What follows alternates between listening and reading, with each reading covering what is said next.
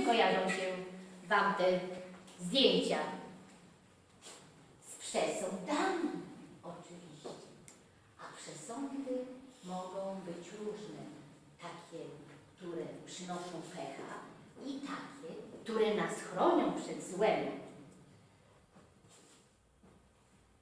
Kolor czarny był zawsze kojarzony ze śmiercią. Dlaczego? Mrok, ciemność. Ludzie zawsze się bali ciemności, bo nasze oko nie radzi sobie z ciemnością i odczuwamy lęk. I teraz wyobraźcie sobie w dawnych czasach, gdzie nie było tyle światła, ludzie z ciemności wychodziły stwory, straszne duchy zmarłych. A najbardziej bano się zwierząt, które żerowały w nocy. I tak pokiwanie psów, a także wycie wilków zawsze zwiastowały śmierć.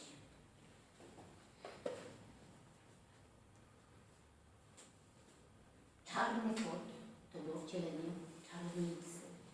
Inne atrybuty czarownicy to także są ropuchy, szczury, żaby. Proszę sobie wyobrazić, że w innych kulturach inaczej traktowano te zwierzęta. I tak kot w starożytnym Egipcie był święty, ponieważ łowił myszy i za zabicie kota była kara śmierci. Podobnie było też ze strasznym, jadowitym skorpionem. Był symbolem matki idealnej, dlatego że taki skorpion nosi swoje młode na grzbiecie. Sowa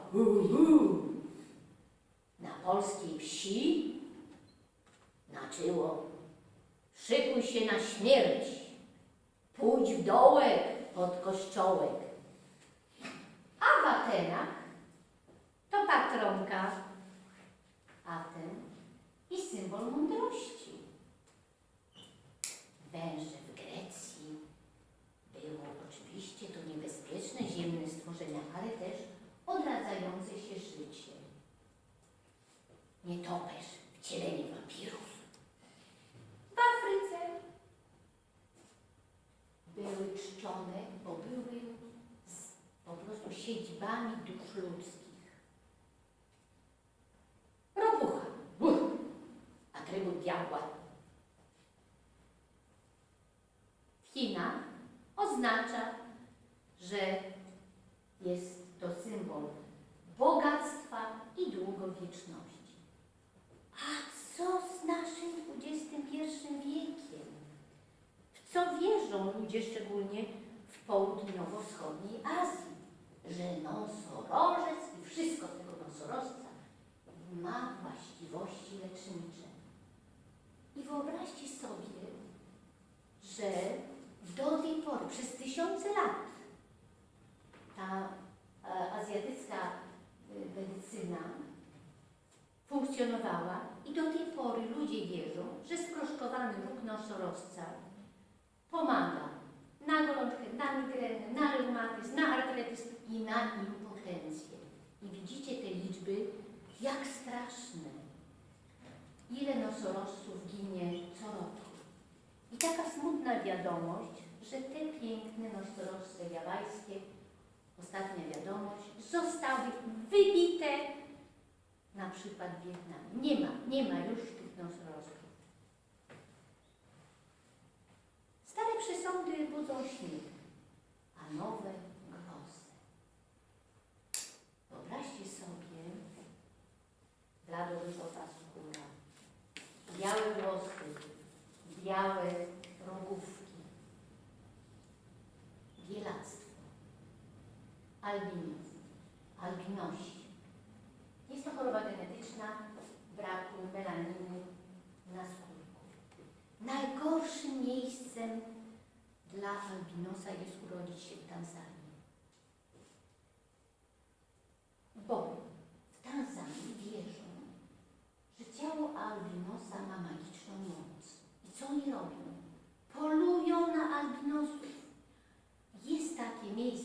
pokazali, że setka dzieci jest chroniona i tam jest, rozumiecie, też Kabula, dziewczynka, 19-letnia teraz, która w wieku 12 lat została napadnięta i obcięto jej rękę. Teraz Kabula chce być prawnikiem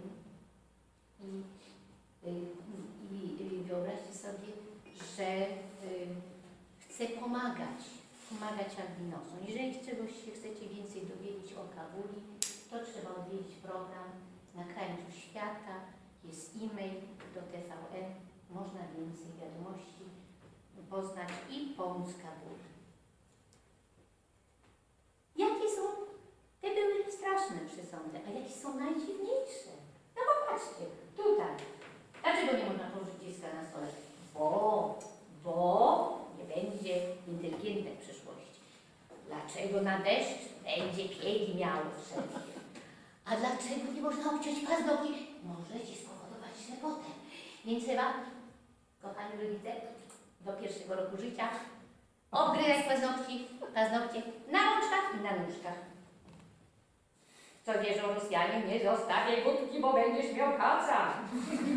Tak?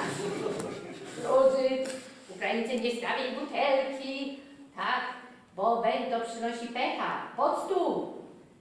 Japończycy trzymają kciuki, tak? Bo kciuk znaczy palcem rodziców, więc chronią swoich rodziców przed śmiercią. A sportowcy? Proszę, pierwszy pan całuje w łysinę swojego kolegę, bo oto przyniesie oczywiście super, prawda, grę. Następny, że nie będzie miał żadnej kontuzji. A Beckham co nosi przy sobie? Majtki żony przed meczem. Tylko sobie, nie wiem czy na sobie, czy w kieszeni, to trudno powiedzieć. Przesądy były, są i będą. Żyjemy wśród nich. A wy wierzycie? Wierzycie? W to wierzycie? Ja powiem wam szczerze, no, prawda? To zawsze od uroku chroni. No ja nie wierzę w tego nosorożca i tak dalej, ale wierzę na przykład, zobaczę kominiarza, natychmiast szukam guzika, no, kupuję niemalowany i trzymam kciuki.